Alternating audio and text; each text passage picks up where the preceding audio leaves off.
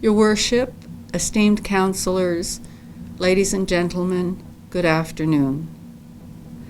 Our fourth reader in this series of National Poetry Month readings is Sharon King Campbell. Sharon grew up in Ottawa, Ontario, and now makes St. John's her home. In addition to writing poetry, she is a freelance theater artist, a writer in other genres, and a storyteller. Her work has appeared in Riddle Fence and Word and on stages throughout the province. She has twice won Arts and Letters Awards for her writing in 2019 and 2020, and is the recipient of the 2017 Rhonda Payne Award. Her poem, Field Notes, was longlisted for the CBC Poetry Prize in 2020. Her first volume of poetry, This Is How It Is, was published by Breakwater Books in 2021.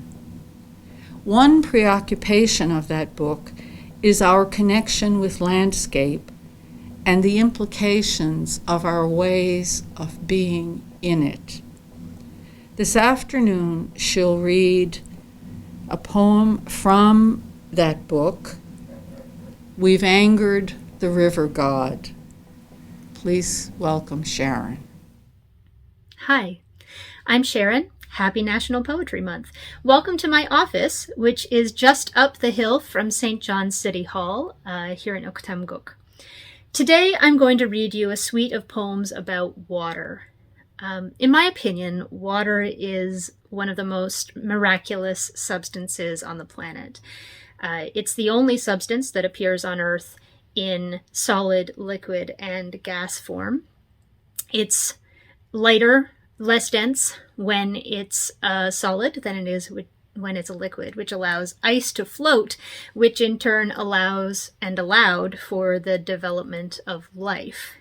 It continues to sustain life, is totally necessary and vital for survival, our survival, and also the survival of the other living creatures that we share this planet with.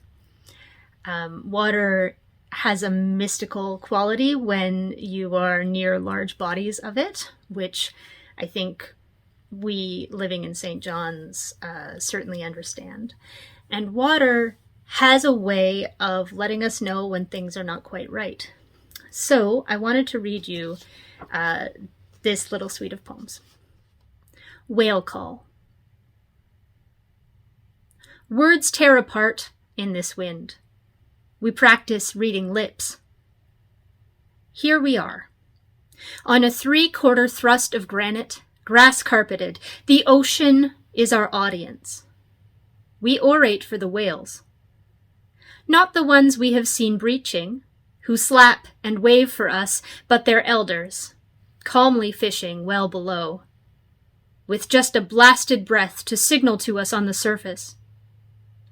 There was a mother whale who carried her dead calf halfway around the world, nosing him up and forward.